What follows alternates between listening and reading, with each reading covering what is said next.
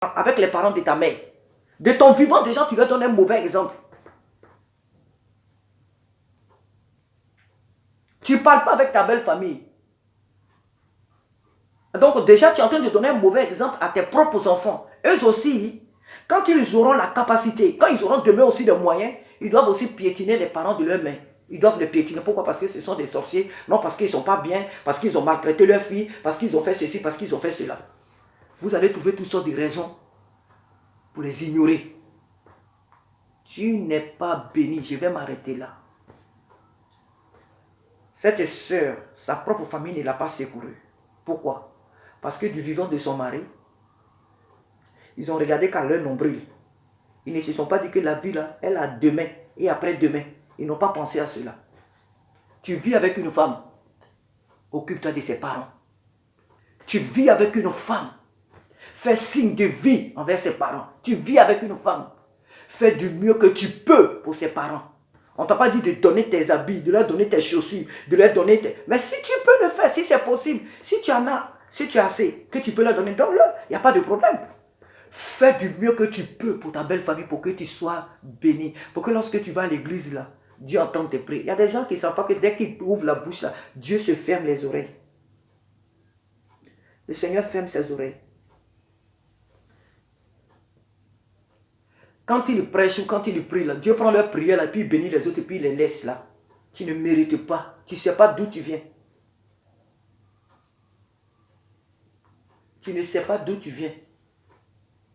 Il y a des gens, quand ils prient, là, Dieu ferme ses oreilles. Tu dois le savoir. Regarde ta vie. Tu dois savoir que quand tu pries, là, Dieu ne t'écoute pas. Regarde ta vie. Que Dieu t'aide à restaurer ta relation avec ta belle famille, mon frère. La femme que tu as épousée, elle vient de quelque part. Honore ses parents. Ne sois pas toujours en conflit avec elle lorsqu'elle te parle de ses parents. Ah, chérie, quand même ce mois, faisons un effort pour mes parents. C'est pas là que toi, tu vas trouver une occasion d'insulter. Et à dire qu'il y a des beaux-fils qui insultent leur belle famille. Et moi, je vais m'arrêter là. J'espère que tu ne le fais pas. Les insulter. Mais c'est une insulte. C'est une insulte. Ne pas s'occuper d'eux, c'est une insulte. C'est tout comme. C'est une insulte. Fais de sorte à ce qu'entre toi et ta belle famille, la relation soit normale, soit bonne. Même s'il y avait des années que des choses se passent entre vous, fais de sorte maintenant à ce que la relation soit restaurée. Fais de sorte à ce que la relation entre toi et ta belle famille soit restaurée. Occupe-toi de ta belle famille. Que Dieu te bénisse. Que Dieu te soutienne. Que Dieu te fortifie, mon frère. Qu'il te donne à voir plus loin. La femme que tu as chez toi, là, si tu l'aimes, là, aime aussi ses parents. Même si pour toi, ils sont encombrants. C'est vous qui avez créé le français, là. Ils sont encombrants. Ma belle famille est encombrante. Même si elle est encombrante, elle n'a qu'à très bien même t'encombrer. Tu as épousé leur fille. Ils n'ont qu'à très bien t'encombrer. Ils n'ont qu'à très bien t'encombrer. Ils n'ont qu'à venir même dormir dans ton salon. Sauf ta chambre. Même dans ta salle de bain, là, ils n'ont qu'à venir dormir là-bas. Belle famille, on l'entretient. On ne la piétine pas.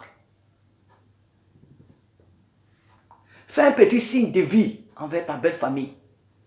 Sois dans des bons termes avec ta belle famille. Honore-les. Pendant des moments de fête, et même en dehors des fêtes, dans ta tête, là, dis-toi un peu que, ah, aujourd'hui, là, il faut que je leur envoie quelque chose. Ne regarde pas qu'à ton ventre. Si tu aimes vraiment cette femme avec laquelle tu vis, là, fais un signe de vie envers sa famille. Occupe-toi un peu de ses parents. Qu'ils se disent que, ah, quelque part, il y a quelqu'un qui vit avec notre fille. Quelque part, il y a quelqu'un qui vit avec notre fille. C'est à cause de ces mauvaises choses que vous faites, là, que vous mourrez toujours les premiers, là. C'est à cause de ces mauvais caractères, là, ces mauvaises attitudes, là, que vous mourrez toujours les premiers, vous mourrez misérables, là. C'est à cause de ces mauvaises choses-là, à cause du fait que les parents gémissent, que les divorces surgissent dans vos familles, et puis vous allez vous abriter seul dans des petites bicoques, dans des petits studios, où vous mourrez seul là. C'est à cause de ces attitudes-là.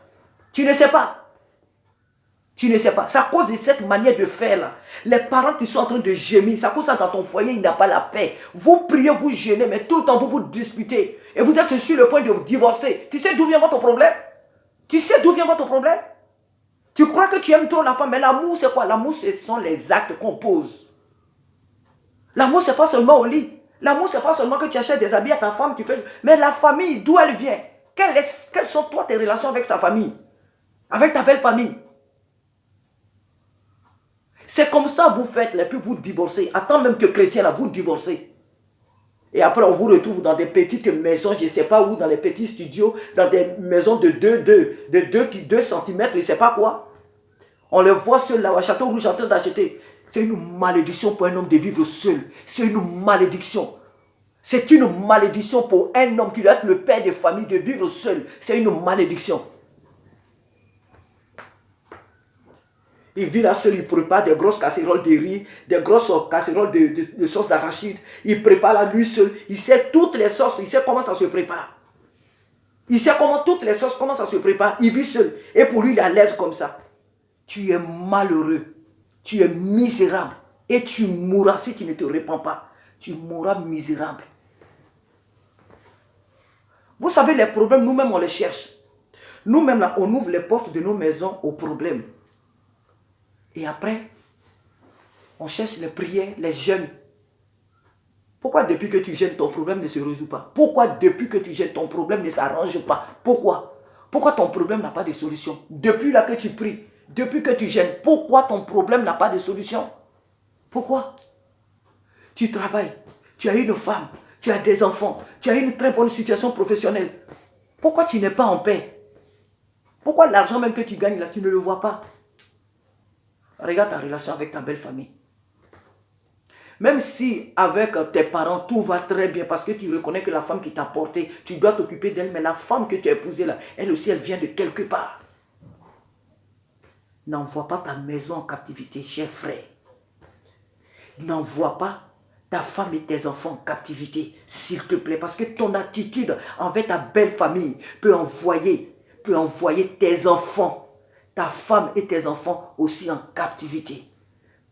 Ton attitude avec ta belle famille, ta mauvaise relation, ta mauvaise attitude envers ta belle famille peut réduire plus tard ta femme et tes enfants en esclavage.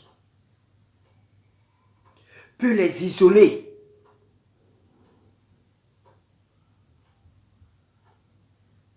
Restaure la relation qu'il y a entre toi et ta belle famille.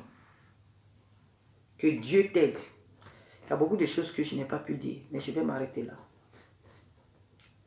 Je vais m'arrêter là. Parce que je sais que tu es une personne normale. Je vais m'arrêter là. La belle famille, on la considère. La femme que tu as chez toi, là, ses parents, il faut les ignorer. Même s'ils sont mauvais. Même si pour toi, ils sont les plus mauvais du monde. Ils ont enfanté un enfant qui est aujourd'hui toi, ta femme. Tu as compris? Ils ont enfanté une personne qui est toi, la personne avec laquelle tu as vu que tu devais vivre. Auprès de laquelle tu te sens heureux.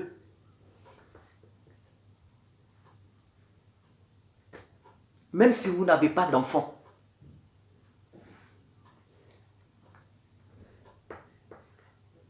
Honore ta belle famille. Respecte ta belle famille. Fais signe de vie. Occupe-toi d'eux du mieux que tu peux. On ne te demande pas de leur envoyer des millions. Même si c'est une goutte d'eau qui tombe dans la mer, c'est-à-dire qu'ils ont tellement de problèmes là-bas que ce que tu envoies, c'est jamais suffisant. Mais devant Dieu, c'est ce que tu peux, c'est ce que tu fais. Le Seigneur verra tes actes et il te bénira. Il sait que tu ne peux pas faire au-delà. Mais le Seigneur voit toi, tes intentions, Dieu les voit. Ne les ignore pas, ne les piétine pas. Ne trouve pas toujours des occasions pour les ignorer. Ne te dispute pas avec leur fille chaque fois chez toi. Dès qu'elle te parle de ses parents, ne cherche pas toujours des disputes. Ce n'est pas au moment où elle te parle de ses parents que tu vas trouver que tu n'as rien. que tu n'as pas d'argent. Ce n'est pas un bon langage pour un enfant de Dieu. On dit qu'il y a des beaux-frères qui insultent leur belle famille. Ce n'est pas bien. Et comme je l'ai déjà dit, tu peux aller en enfer. Je t'informe encore que tu peux aller en enfer si toi, ta relation avec ta belle famille est mauvaise. Tu peux te retrouver dans la casserole de Satan. Tu peux te retrouver dedans. Même si tu n'as pas d'argent. Même si tu n'as pas un travail qui te rapporte de quoi subvenir peut-être à leurs besoins. Mais la simple relation que tu as avec elle va leur permettre de savoir que notre fille vit avec un être humain qui est normal. Ah, s'il avait quelque chose, il allait nous donner, mais il n'en a pas, ce n'est pas de sa faute. Ce n'est pas de sa faute. C'est vrai qu'il y a des belles familles qui exagèrent, qui font des choses qui ne sont pas du tout loyales, qui ne sont pas bonnes. Mais c'est aussi à toi, avec la sagesse que Dieu t'a donnée, de mettre de l'ordre. Dans le respect, dans l'humilité, c'est à toi de mettre de l'ordre. C'est à toi de montrer les principes que toi tu as. Avec un respect.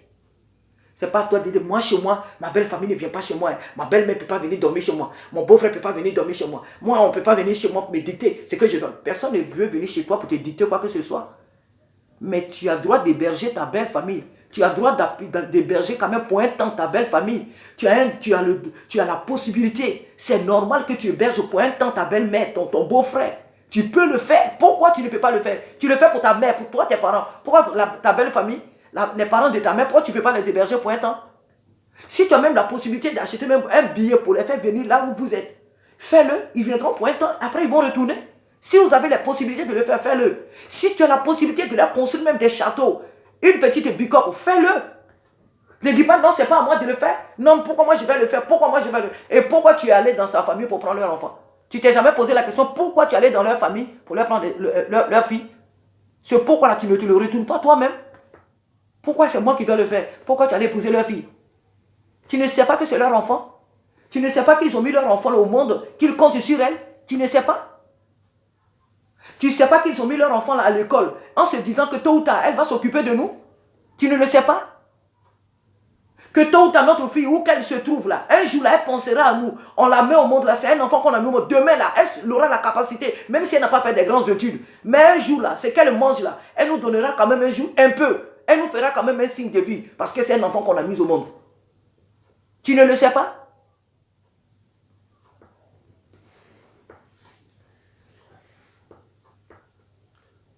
Occupe-toi de ta belle famille. Fais du mieux que tu peux pour ta belle famille. Quand on est chrétien, il y a des choses qu'on ne fait pas. Quand on est un enfant de Dieu, il y a des choses qu'on ne fait pas. Si tu veux être béni, là, que ta relation avec ta belle famille soit normale. Les problèmes que tu as aujourd'hui, arrête de chercher d'où ça vient. Si tu sais que avec ta belle famille, ta relation n'est pas bonne, il faut la restaurer et tu vas voir après ce qui va se passer.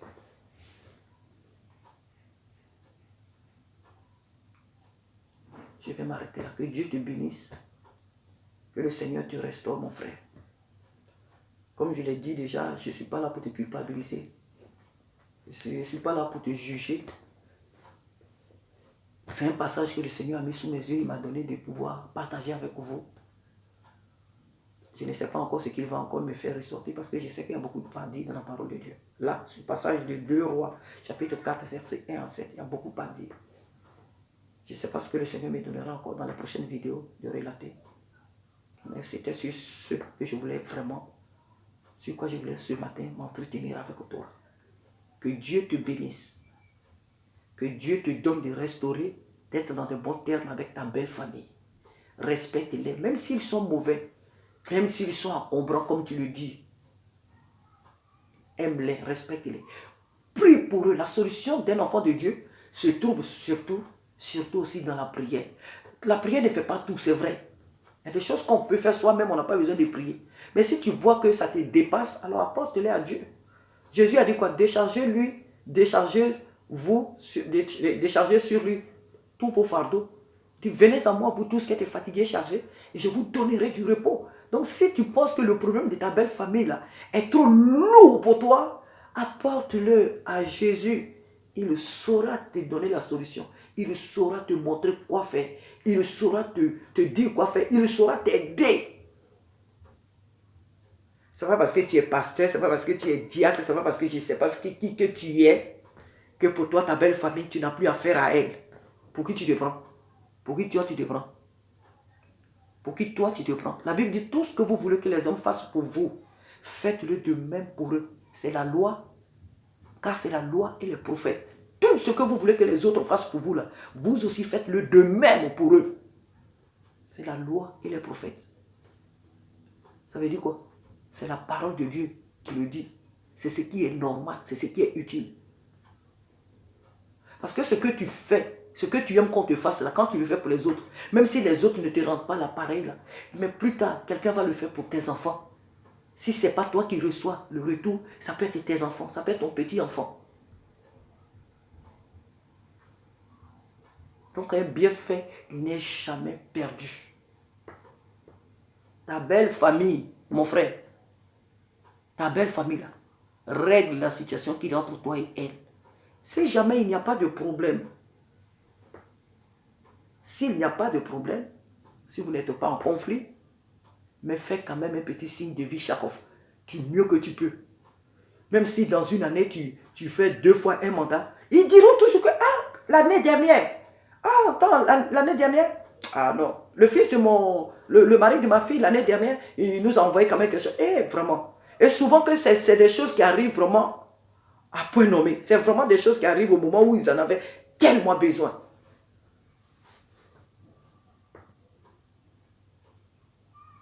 Ils diront, ah, mon gendre, ah oui.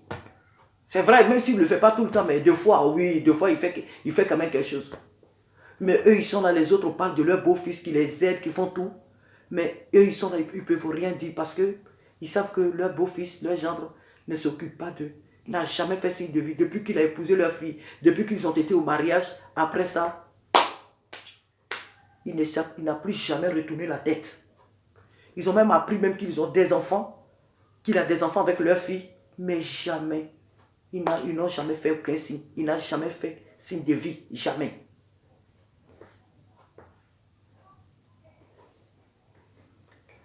Ne mets pas ta femme en conflit avec ses parents. Parce que si tu ne t'occupes pas d'eux là, non seulement votre que c'est toi qui es méchant, mais ils vont aussi traiter leur fille de méchante. Ne fais pas de sorte à ce que ta femme soit en conflit avec ses parents. Ne la mets pas en conflit avec ses parents. Parce que le jour où toi tu vas quitter ce monde-là, elle va rester avec eux. Elle n'ira pas peut-être vivre avec eux. Si tu lui as laissé quand même un petit bien. Mais il faut que la relation des enfants que tu as avec elle, avec ses parents, soit de bonnes relations. Que les relations entre elle et ses parents soient de bonnes relations. Qu'ils ne disent pas que, ah, maintenant que ton mari est mort, c'est là que tu viens vers nous. Maintenant que ton mari n'est plus, c'est là que tu sais qu'on t'a mis au monde. C'est là que tu reconnais maintenant que nous on vit. C'est maintenant que tu sais que nous on vit parce que tu as perdu ton mari. C'est maintenant que tu sais que nous on vit.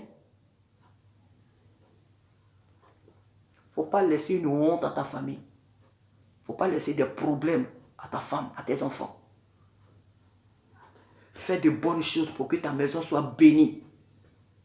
Cultive des bonnes relations avec ta belle famille pour que ta maison soit une maison épanouie, une maison bénie. La vie chrétienne, ce n'est pas que prier. La vie chrétienne, ce n'est pas que gêner. La vie chrétienne, ce n'est pas que lire la Bible. La vie chrétienne, c'est des êtres humains qui ont vécu. C'est leur histoire que nous sommes en train de lire. C'est ça la Bible.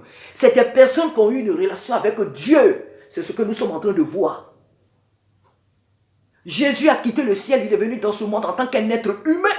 C'est lui, sa vie qu'on est en train de lire. La Bible, c'est rien d'autre que le témoignage des personnes qui ont honoré Dieu. Et aussi le témoignage de ceux qui ne l'ont pas honoré, comme cette famille-là. Donc la Bible, c'est rien d'autre que la parole de Dieu. Mais le témoignage, c'est le témoignage. La Bible, c'est le témoignage de ce que des personnes ont fait, des gens que Dieu a envoyés, de leur mission et tout. Tu sais de quoi je parle. La Bible, c'est un témoignage. Toi, quel est ton témoignage? Quelle est toi ta Bible?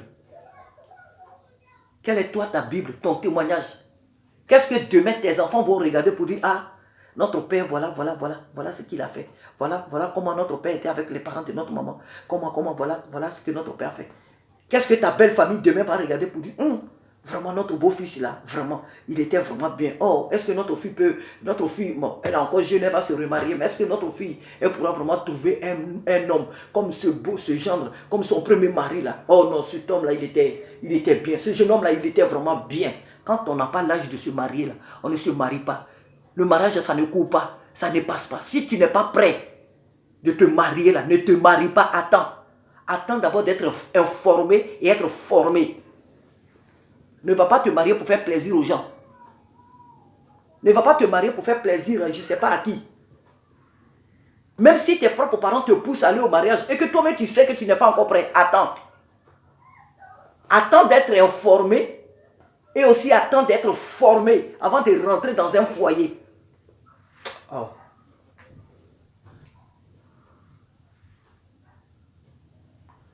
On ne rentre pas dans un foyer comme ça quand on n'est pas prêt. Que Dieu t'aide. Que Dieu te bénisse. Que le Seigneur te fortifie.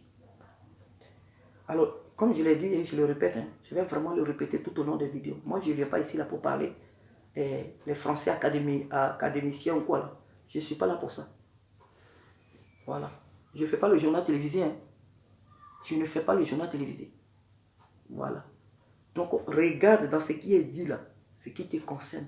Prends la part, mon frère, qui te revient. S'il n'y a rien dans ce passage dans ce message qui te concerne, ne le prends pas. Celui qui est concerné, il prendra. Si ça ne te concerne pas, si tu veux, mais n'écoute même pas. N'écoute pas. Tu n'es pas obligé. Mais c'est ce que le Seigneur m'a mis à cœur de te dire. De vous dire, vous ces gens des frères là.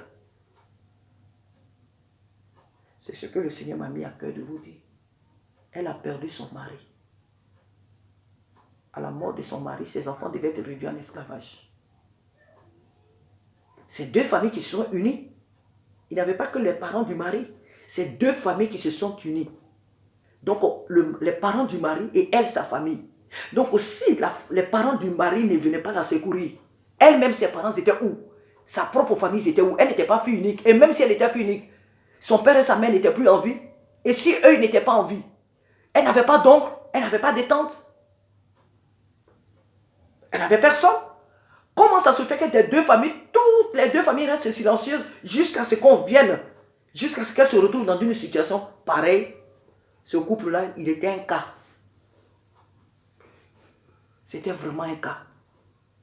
Il a dit que ça existe aujourd'hui dans notre église, dans notre monde actuel, dans nos églises dites évangéliques. Dans nos églises, ça existe. Des gens, quand ils viennent dans les églises, sont des chrétiens, mais chez eux, sont des démons. Dès qu'ils attendent parler de leur belle-mère, ils deviennent des démons. Dès qu'ils attendent parler de leurs beaux-parents, ils deviennent d'autres choses. Ils changent de visage. Ton problème, c'est quoi? Ton problème, quel est ton problème, toi? Les parents qui t'ont donné leur fille, là, quel est toi ton problème avec eux? Ton problème, là, il vient d'où? Tu ne veux pas entendre parler de ce pendant que tu as épousé leur fille. Mais chaque fois que tu vois leur fille, là, tu ne sais pas que c'est eux que tu vois? Tu ne sais pas que c'est eux que tu vois? La femme avec laquelle tu vis là, tu ne sais pas qu'elle vient de quelque part, qu'elle a des parents? Tu ne le sais pas?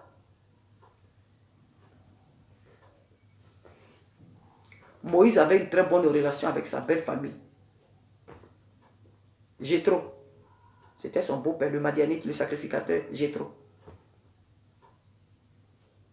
Il y a certainement d'autres familles ici, dans la Bible ici, que je n'ai pas peut-être relatées.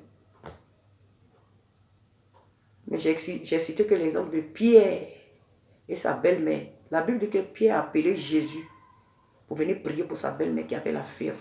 Quand Jésus lui a imposé les mains, aussitôt la fièvre disparaissait. Aussitôt la fièvre s'en alla.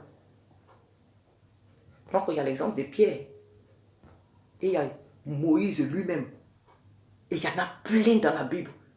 Il y a plein d'exemples. Il y a plein d'exemples.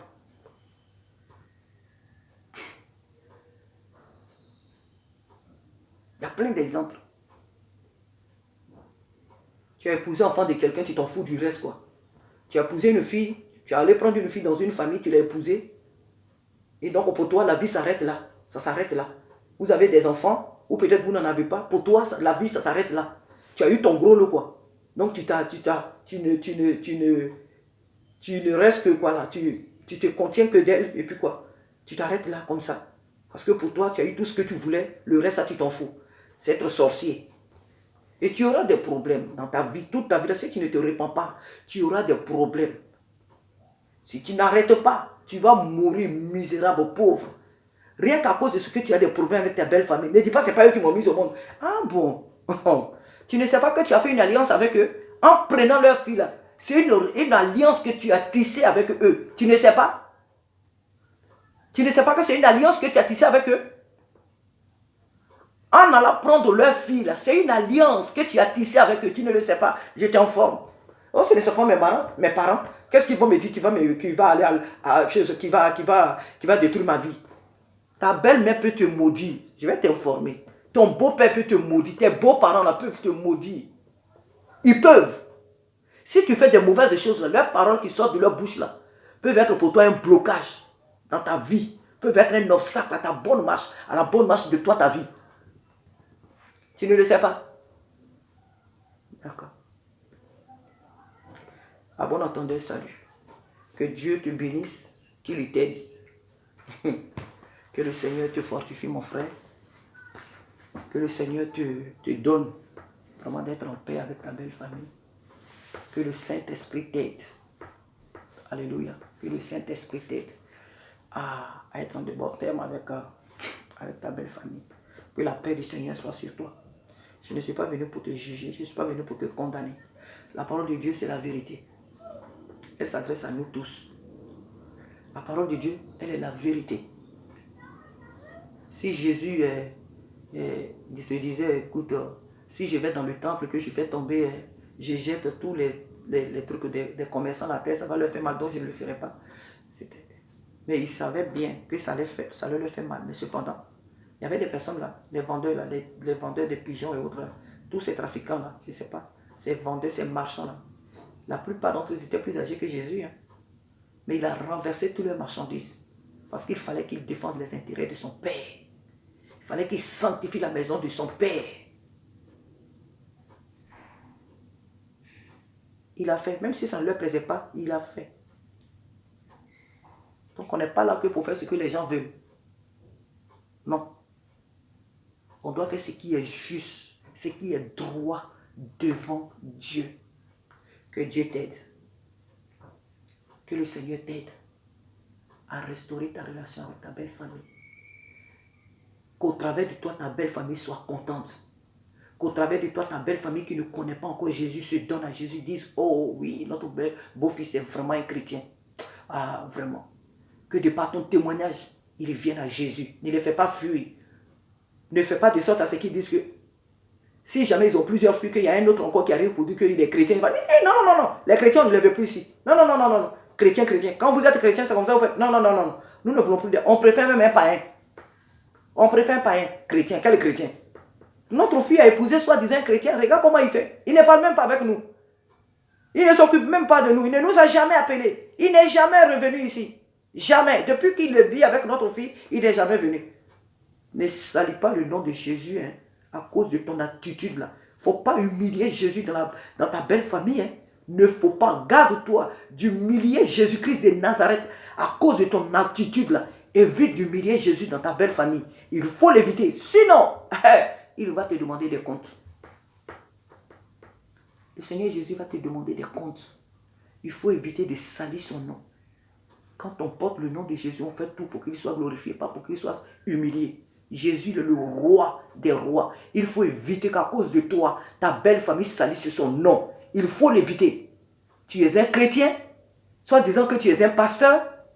Pasteur, là, on n'est pas né avec un pasteur. Soit disant que tu es pasteur, tu es prophète, tu es diacre, tu es ceci, cela, tu es juge, tu es avocat, tu es ministre, tu es député. Donc ta belle famille, tu t'en fous d'elle. Ne fais pas de sorte à ce que ta belle famille humilie le Seigneur Jésus à cause de ton attitude. C'est là que je vais m'arrêter. Prends garde à toi. Prends garde à ton attitude. Réconcilie-toi avec ta belle famille. Fais de sorte à ce que entre les parents de ta femme et toi, la relation soit zen, normale. Que Dieu te bénisse. À bientôt.